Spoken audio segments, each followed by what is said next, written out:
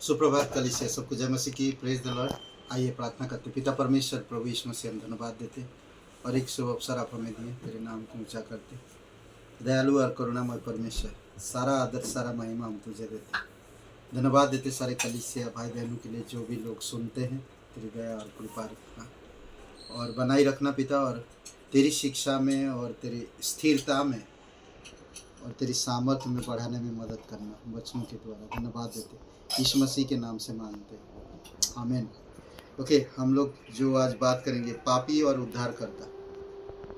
हर एक मनुष्य को आज एक उद्धारकर्ता की ज़रूरत है और परमेश्वर जानता है कि वो किस तरह से लोगों का उद्धार करेगा। वो अच्छी तरह से जानता है। हर पीढ़ी में परमेश्वर बातें किया और लोगों को उद्धार करने के लिए वो सारी योजना को पूरा भी किया। तो बाइबल में हम कुछ वचन देखते हैं जो पापी और उद्धारकर्ता के किस तरह से वो बचाता, पापी का उद्धार करता और उनको किस तरह से छुड़ाता है। पापियों वह बचाने आया, पापियों को वह बचाने आया। पहला तीमुथियुस का 1:15 में कहता है, यह बात सच है और हर प्रकार से मानने के योग्य है कि मसीह यीशु पापियों का उद्धार करने के लिए जगत में आया, जिसमें सबसे बड़ा मैं हूँ। पौलुस कह रहा, तीमुथियुस को बता रहा और समझा रहा कि सबसे बड़ा पापी मैं हूँ। ये हमें याद करना होगा और सच मानना होगा कि प्रभु यीशु मसीह पापियों के लिए, उनको बचाने के लिए, उनको उद्धार करने के लिए इस जगत में आया। और हम देखते हैं यीशु मसीह के बिना हमारी उद्धार कहीं भी नहीं है। प्रेरितों के काम की किताब में कहता है कि यीशु के बिना उद्धार नहीं है। स्वर्ग में, स्वर्ग के नीचे, स्वर्ग के ऊपर, स्वर्ग के नीचे, धरती के ऊपर और धरती के नीचे कोई भी नाम नहीं दिया गया।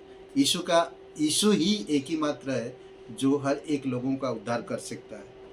दूसरी बात, रोमियो का 5:8 में यहाँ पर हम देखते हैं कि वो बचाता किस तरह से, और यहाँ पर हम देखते हैं कि उसका प्रेम, जो बचाने वाला होता वो प्रेम, जब तक प्रेम ना हो तो वो किसी को नहीं बचा सकता। पापियों के लिए वो मारा गया। रोमियो का 5:8, परंतु परमेश्वर हम पर अपने प्रेम की भलाई इस रीति से प्रकट करता है कि जब हम पापी ही थी तभी मसीह हमारे लिए मर गया।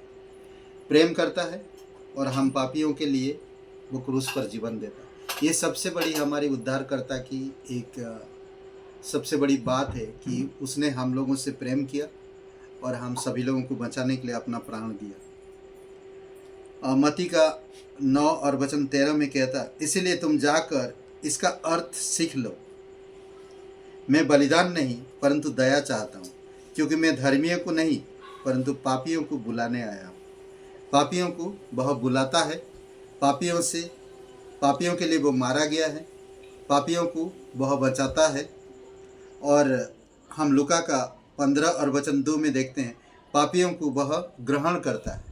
पापियों के साथ बैठता उठता तो कई सारे लोग उसके विरोध में बड़बड़ाने लगते हैं, कुड़कुड़ाने लगते हैं।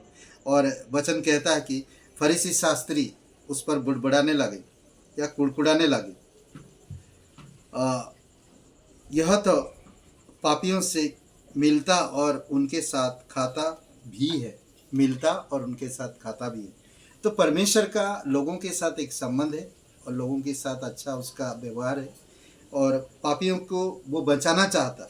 पापियों को बचाने के लिए आया, पापियों के लिए मारा गया, पापियों को वो बुलाता है और पापियों के साथ वो मेल मिलाप रखता और खाता भी है। अद्भुत बात है। पापी और उद्धार करता, किस तरह उद्धार करता अपने पापी लोगों के साथ व्यवहार किया, उनको बुलाता है, उनसे प्रेम करता, उनके लिए मारा गया, उनको बचाने के लिए ये सारी योजनाएं किए। आइए प्रार्थना करते हैं। पिता परमेश्वर, हम धन्यवाद देते, आपकी स्तुति महिमा करते।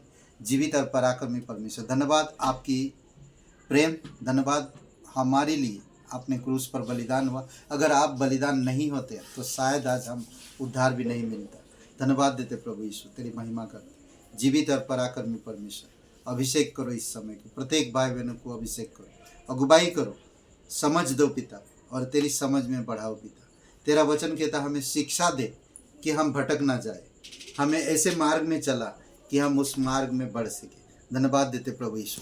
टूटे मन वालों को तू संभालता है, भटके हुओं को सही राह दिखाता है, पापियों से प्रेम करता है और उनके लिए उनको तू बुलाता, उनके साथ बैठता उठता और मेल मिलाप रखता। धन्यवाद देते, तेरी स्तुति महिमा करते, यीशु नासरी के नाम से मांगते, आमीन। हे ब्रदर एंड सिस्टर, सबको जय मसीह की। Praise the Lord. शुभ रहे दिन आपका। लाइक करिए, कमेंट करिए, शेयर करिए। बहुत बहुत धन्यवाद।